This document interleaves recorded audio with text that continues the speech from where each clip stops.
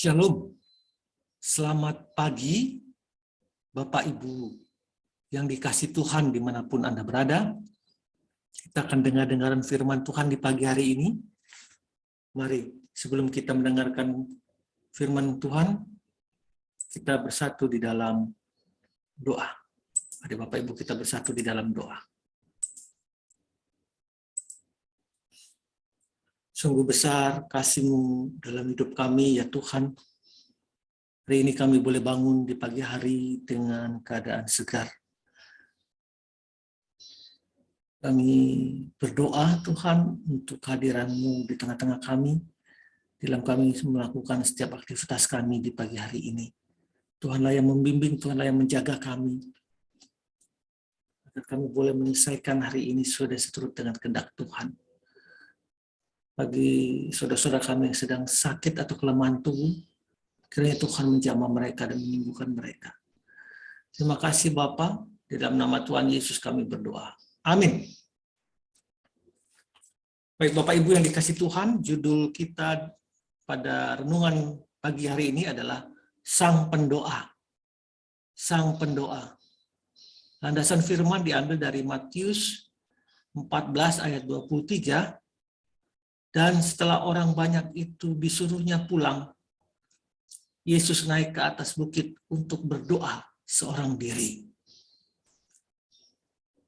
Markus 1 ayat 35, pagi-pagi benar, waktu hari masih gelap, ia bangun dan pergi keluar. Ia pergi ke tempat yang sunyi dan berdoa di sana. Matius 26 ayat 36. Maka sampailah Yesus bersama-sama murid-muridnya ke suatu tempat yang bernama Getsemani. Lalu ia berkata kepada murid-muridnya, duduklah di sini, sementara aku pergi ke sana untuk berdoa.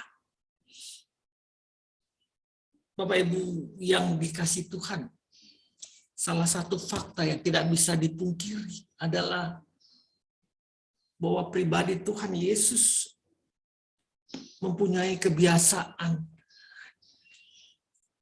yang selalu berdoa. Tuhan Yesus adalah seorang pendoa. Pada saat ia menjadi manusia 3,5 tahun, di samping dia mengajar murid-muridnya, dia berdoa. Dia mengajarkan tentang berdoa dan menjadi teladan kepada murid-muridnya di dalam hal berdoa. Ia adalah pengajar sekaligus teladan doa. Berdoa merupakan kebiasaan Tuhan Yesus. Dari awal pelayanannya sampai akhir hidupnya, ia memulai dan menutupnya dengan doa. Yesus mengawali pelayanannya dengan doa. Kita bisa melihat itu pada waktu ia dibaptis. Di Lukas 3 ayat 21. Setelah dia dibaptis, dia berdoa kepada Allah Bapa. Saya akan bacakan kepada Bapak Ibu bagaimana dia memulai pelayanannya dan berdoa dengan berdoa kepada Tuhan, pada Allah Bapa. Ketika seluruh orang banyak itu telah dibaptis, dan ketika Yesus juga dibaptis dan sedang berdoa, terbukalah langit dan turunlah Roh Kudus dalam rupa burung merpati ke atasnya. Lukas 3 ayat 21 sampai 22. Dan mengakhiri perjalanan hidupnya, Yesus juga menutupnya dengan doa. Jadi pada waktu dia memulainya dengan dibaptis, ia berdoa. Di Lukas 3 ayat 21. Dan waktu dia mengakhiri pelayanan juga dengan doa, yaitu ketika ia meninggal di kayu salib. Kita bisa lihat di Lukas 23 juga, itu perkataan Yesus kepada Allah Bapa. Lukas 23 ayat 46. Demikian bunyinya, Sebab lalu Yesus berseru dengan suara nyaring, "Ya Bapa, ke dalam tanganmu kuserahkan nyawaku." Dan sudah berkata demikian, ia menyerahkan nyawanya. "Ya Bapa, ke dalam tanganmu kuserahkan nyawaku." Itu adalah pernyataan dalam bentuk doa dalam Bapa. Jadi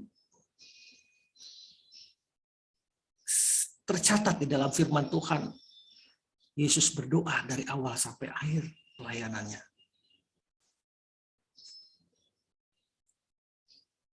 Dia berdoa pagi-pagi sekali sebelum melakukan aktivitasnya, yaitu pemberitaan Injil.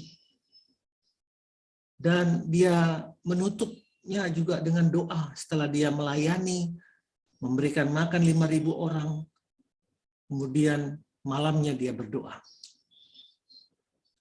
Tercatat di dalam Matius 14 ayat 23. Jadi kita bisa mengambil kesimpulan di tengah-tengah kesibukannya melayani banyak orang setiap hari. Dengan berkhotbah, mengajar, menyembuhkan orang sakit, mengusir setan-setan, Tuhan selalu menyempatkan dirinya untuk berdoa. Aktivitas doa Tuhan Yesus adalah pada pagi hari dan pada malam hari. Jadi dalam keadaan sunyi, dia mengasingkan diri.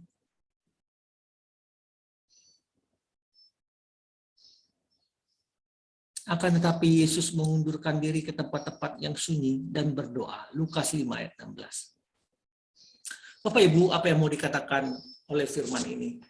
Ternyata Yesus sendiri memberikan teladan kepada kita. Bahwa di tengah kesibukan kita, di tengah pergumulan hidup kita, hendaklah kita juga jangan lupa untuk berdoa. Mengasingkan diri dan berbicara kepada Allah Bapa. Sehingga Roh Kudus itu datang dalam hati kita dengan memberikan kekuatan kepada kita dalam hidup ini. Baik dalam memulainya maupun dalam menutup hari. Kita terus-menerus berhubungan, connected dengan Allah. Melalui doa sebagai sarana kita. Yesus sendiri memberikan contoh itu dalam kehidupannya sehari-hari sampai dia mati di kayu salib. Bapak Ibu dikasih Tuhan. Kuasa doa tidak dibatasi oleh waktu atau apapun. Jadi untuk itu yang kita perlukan hanya kita berbicara kepada Tuhan melalui doa kita dalam kehidupan kita sehari-hari.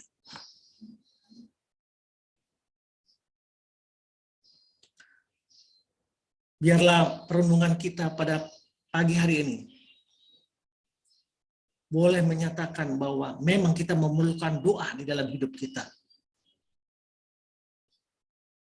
Sebab setelah kita berdoa, kita memperoleh hikmat, marifat, dan menuntun, dan memberi kekuatan, dan berkat-berkat dari Bapa di surga. Hendaklah doa kita menjadi kebiasaan sehari-hari kita sebagai orang percaya. Amin. Selamat pagi. Selamat terus berhubungan dengan Tuhan. Baik pagi, siang, hingga malam hari. Dengan doa kepada Allah. Itulah kekuatanmu di dalam menjalani hidup sehari-hari ini. Tuhan Yesus memberkati. Amin. Amin.